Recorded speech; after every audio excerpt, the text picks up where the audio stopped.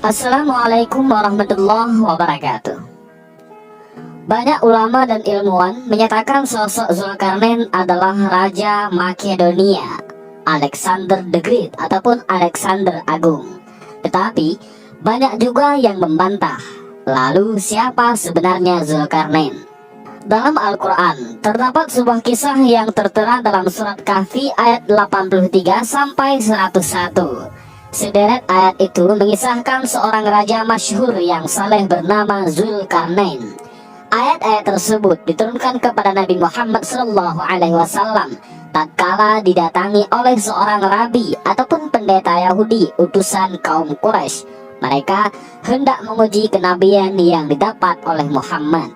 Saat ditanya 3 pertanyaan yang meliputi kisah pengembara, kisah penguasa, dan apa itu ruh, Rasulullah sempat merasa sedih, sebab Rasulullah merasa tidak memiliki pengetahuan tentang hal itu, sehingga hampir tidak bisa menjawab. Lalu Allah Subhanahu wa Ta'ala mengirimkan malaikat Jibril yang membawa wahyu surat Kahfi kepada Rasulullah SAW.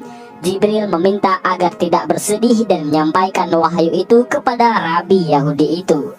Sekumpulan ayat itu berisi tentang kisah Zulkarnain, legenda sepanjang masa. Beliau dikenal sebagai penguasa yang alim dengan daerah kekuasaan terbentang dari barat ke timur. Kisah tentang Zulkarnain ini diakui dan terawat hingga sekarang, bahkan menjadi bahan pembahasan para ilmuwan sejarah. Banyak dari mereka mengaitkan kisah Zulkarnain dengan Alexander Agung, Raja Makedonia. Tetapi banyak pula yang menyanggah pendapat itu. Lalu, siapa sebenarnya sosok Zulkarnain yang dimaksud? Dia adalah raja muslim yang sangat berkuasa namun saleh. Daerah taklukannya membentang dari bumi bagian barat sampai bagian timur. Beliau mendapat julukan Iskandar Zulkarnain. Zul artinya memiliki, Karnain artinya 2 tanduk. Maksudnya Iskandar yang memiliki kekuasaan antara timur dan barat. Beliau juga telah membangun dinding besar berteknologi tinggi untuk ukuran saat itu di antara 2 gunung. Para ahli sejarah meyakini dinding tersebut terbuat dari besi yang dicampur dengan tembaga. Itu terletak tepat di pegunungan Kaukasus. Daerah itu kini disebut Georgia, negara pecahan Uni Soviet. Secara topografis, deretan pegunungan Kaukasus itu memang terlihat memanjang dari Laut Hitam sampai ke Laut Kaspia sepanjang 1.200 km tanpa celah, kecuali pada bagian kecil sempit yang disebut celah Darial sepanjang 100 meter kurang lebih. Pada bagian celah itulah Zulkarnain membangun tembok penghalang dari Ya'juj dan Ma'juj. Kisah ketokohan Iskandar Zulkarnain ini juga tertulis dalam catatan sejarah orang-orang barat. Dalam catatan tersebut diceritakan bagaimana ia berjaya meluaskan daerah taklukannya dalam masa yang sangat singkat.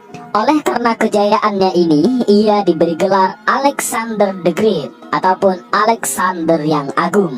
Belakangan, kisah ini diadaptasi ke film layar lebar oleh sutradara Amerika Serikat Oliver Stone dengan judul Alexander the Great. Namun, cerita dari orang-orang barat tersebut sangat bertentangan dengan yang disebutkan dalam Al-Quran. Para mufassir menyatakan Alexander the Great adalah orang yang berbeda dengan tokoh yang ditulis di dalam Al-Quran, yakni Iskandar Zulkarnain.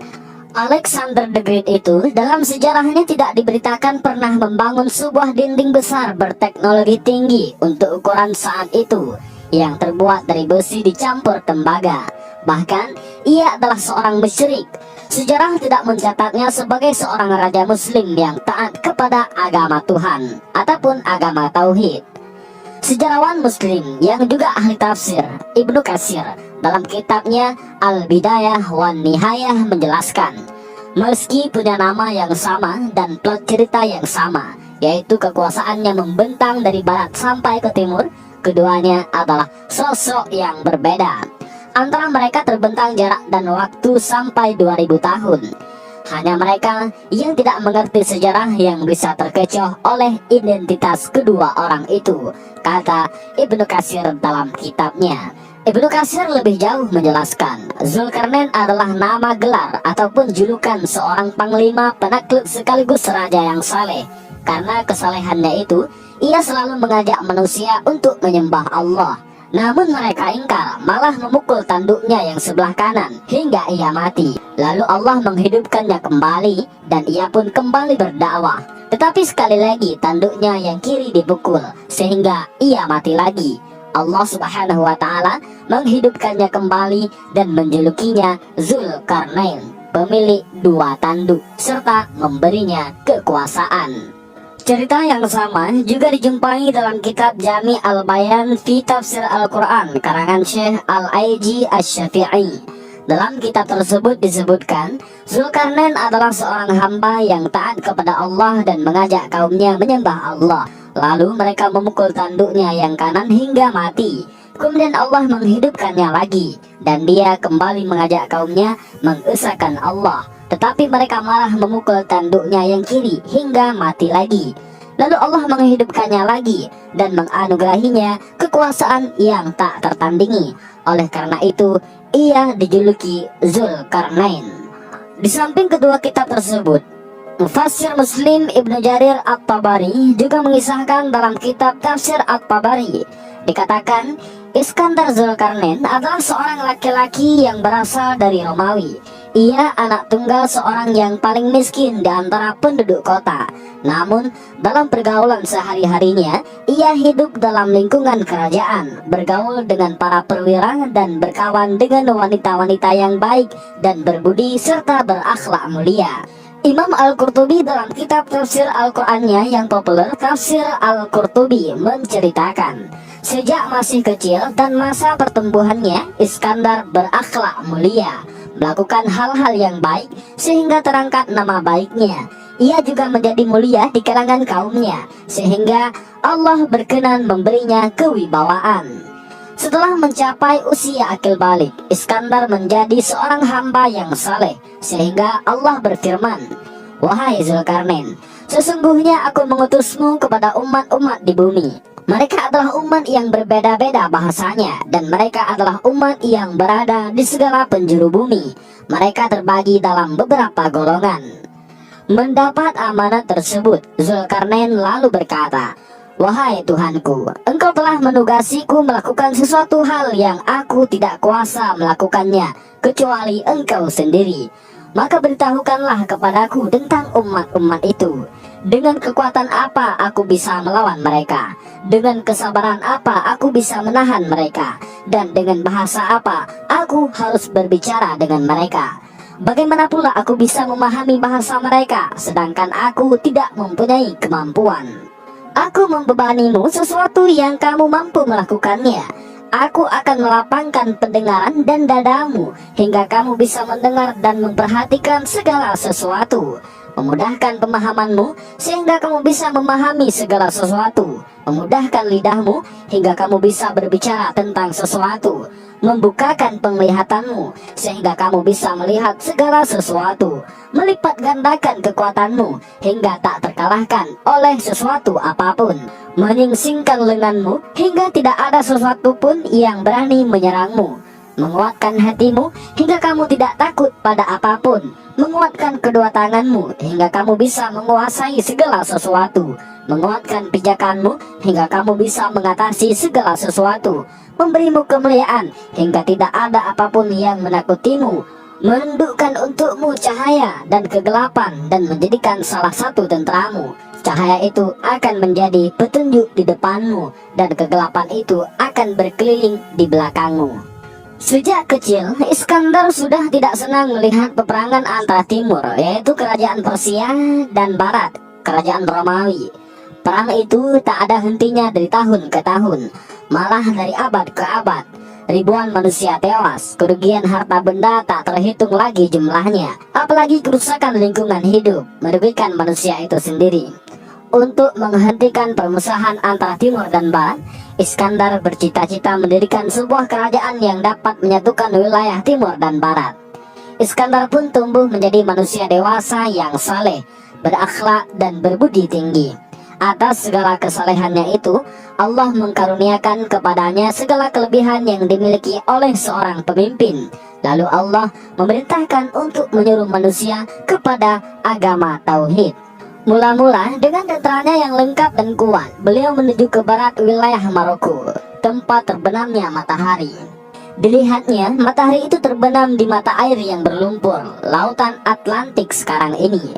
Di situ, ia bertemu dengan bangsa yang senantiasa berbuat kerusakan dan kejahatan, bukan saja merusak permukaan bumi dan mengacaukannya, tetapi juga sudah menjadi tabiat mereka suka membunuh orang-orang yang tidak bersalah sekalipun, bahkan mereka tidak beragama.